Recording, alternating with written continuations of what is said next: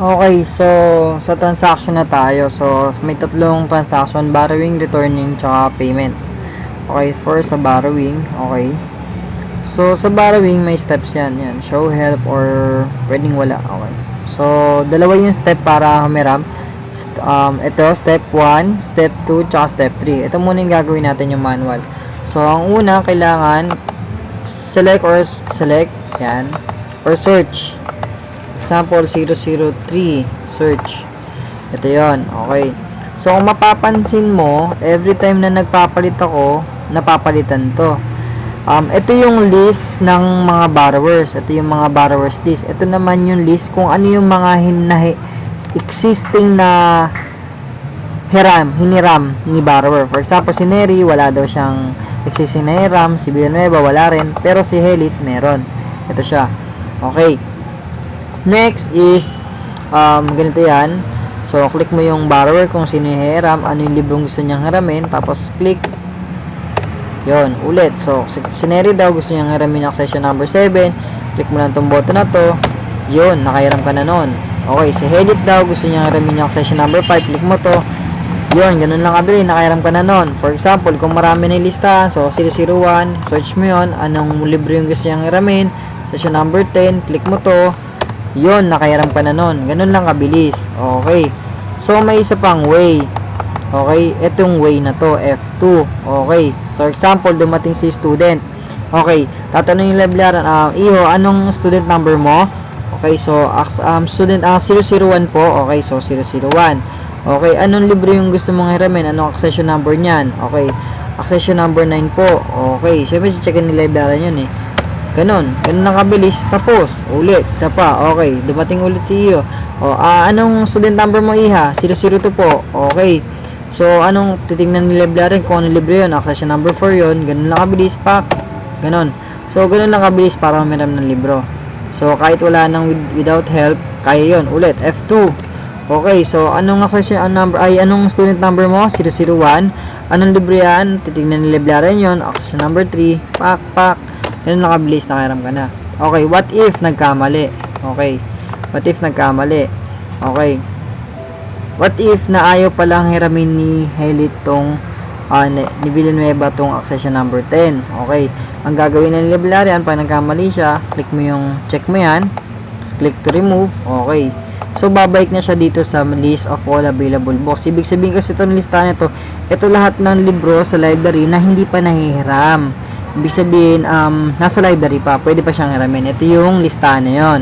Okay, so for example, soli natin to. Okay, yan, itin natin. So si Villanueva, gusto daw niya hiramin yung accession number 3, pero ang naklik ni librarian accession number 5. Pak, yun, mali. Ay, sorry, nagkamali. Accession number 9. 3 pala yung gusto mong hiramin. So pwede niya i-click yan.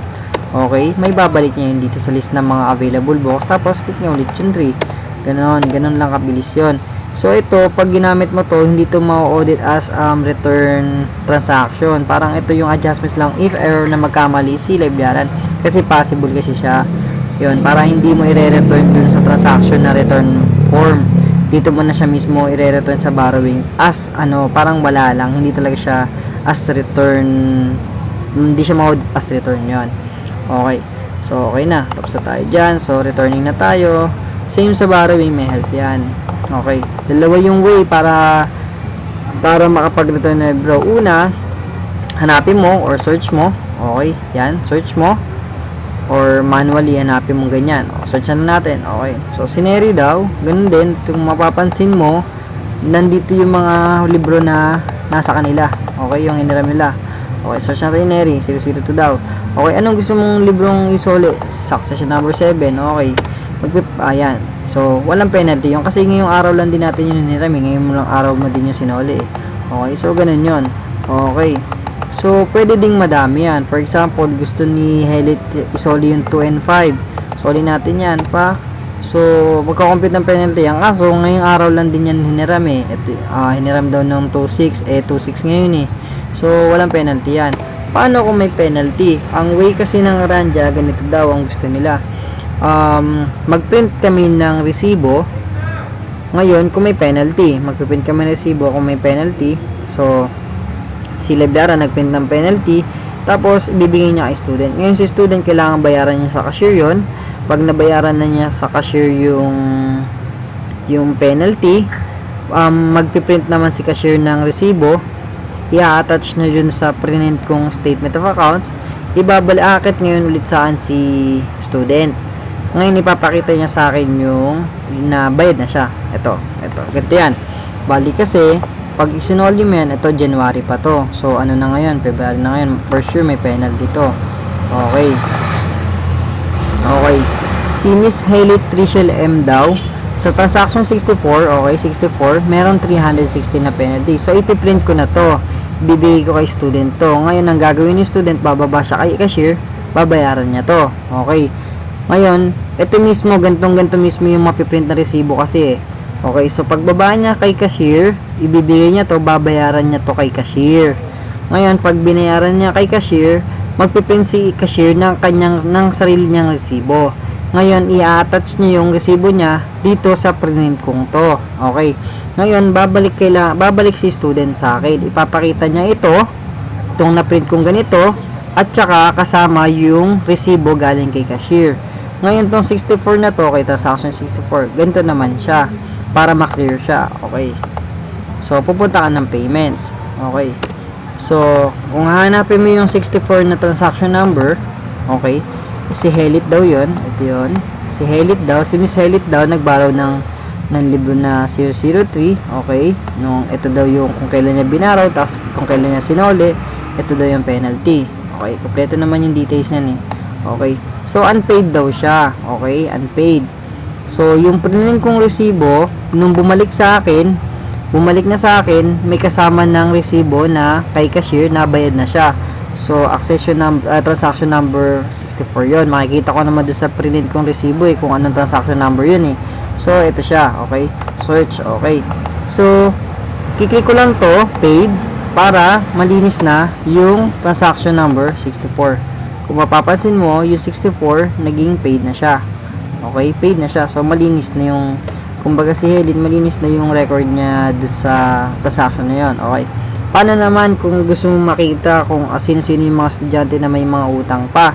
Dito naman siya. Okay, search student unpaid penalty. Click mo yan. Okay. For example, search mo yung student number. Okay. Ano to for clearance purposes to kasi yung mga magpapaklearance na estudyante. For example, kunyari si 001 pumunta, meron pa po ba akong penalty na kailangan bayaran? Okay, so search naman ni librarian. Okay, 001, ano student number mo? 001 po. Walang lumabas. So ibig sabihin, clear siya. Wala siyang utang, wala siyang remaining na utang. Okay, for example, dumating si 002, meron po ba akong utang or ganyan. Okay, so search niya, wala din. Okay, wala siyang utang, diba? 003, okay, yun. Pag may lumabas na ganito, ibig sabihin meron. So, kailangan i-click mo lang isa, click mo yung use, tapos search. Okay, so ibig sabihin nun, meron daw siya unpaid penalty na 125. So, kailangan i-settle niya muna to dun sa sa cashier. Ngayon, pag settle niya to, pag bumalik sa akin, ngayon nabayad na siya na 125, ipipaid ko ngayon to okay, so yung transaction number 44 naging paid na siya. Ganun lang, ganun siya kasimple. So ito yun. Okay, ngayon sa sa reports naman, sa user accounts. Okay, so na-open ko na kasi siya. Okay, so sa user accounts may active and inactive, inactive and then active. So, yun lang yan. Ito yung mga active, ito yung mga nasa archive. Parang ganun yun eh. Ito yung nasa archive, ito yung mga hindi nasa archive. Okay, sa student report, same lang din yan. Active and inactive. Okay, sa teacher, parehas lang din siya. Active and inactive. Sa penalty report naman, okay, ito yung range. For example, for this day, for starting February 6 to February 6, sino-sino daw yung mga nagbayad ng penalty. Ito yun. Okay. So, kung ending with 5, so starting February 5 to January 5, February 5, sino yung mga nagbayad ng penalty? Wala daw, diba? So, lagyan natin sa 6, sino yung nagbayad 5 hanggang 6? Ito daw yun. Okay. So, frequently borrowed, ito yung mga listahan ng mga mga libro na laging hinihiram. Ibig sabihin, for example, ito si book number, section number 1 na si category blue. Okay. Ano to, 11 times na daw siya hiniram. Okay, so ganun siya. So ito yung times kung ilang beses na siya hiniram. So makikita mo ngayon na kung ilang beses siya hiniram yung libro na yon. Okay. Yung return borrowed naman, ito yung mga libro na binalik nung araw na yon. For example, nung February 5, ano yung mga libro na binalik nung February 5? Wala. Okay, wala daw hiniram. Wala daw binalik pala. Okay. So ito naman, ano yung mga libro na binalik nung February 6? Ang dami, 'di ba? So kasi ito yung kaganina, yung transactions ko na kaganina. Okay. Kung may next page or pwede may print niyan. Okay. Yung return borrowed book naman, ito yung mga libro na hindi pa na isasoli. So isasoli kaya susubukan ko isoli. Soli natin 'yan. Okay. Sino 'yon? Ito, isa. Okay. Nabawasan na tayo ng isa. So natin, ito yon, wala na dapat to. Refresh natin. Okay, 'di ba? So Villanueva na lang daw. Okay, so return natin. Villanueva, mo to pang. Okay. Kung mapapansin mo, wala na, 'di ba? Wala na lumalabas dito. Dapat wala na to. Reports, ito, dati wala na yan. Refresh mo.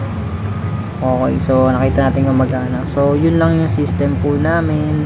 Any suggestion and comments, sana po maisulat nyo. Maraming salamat.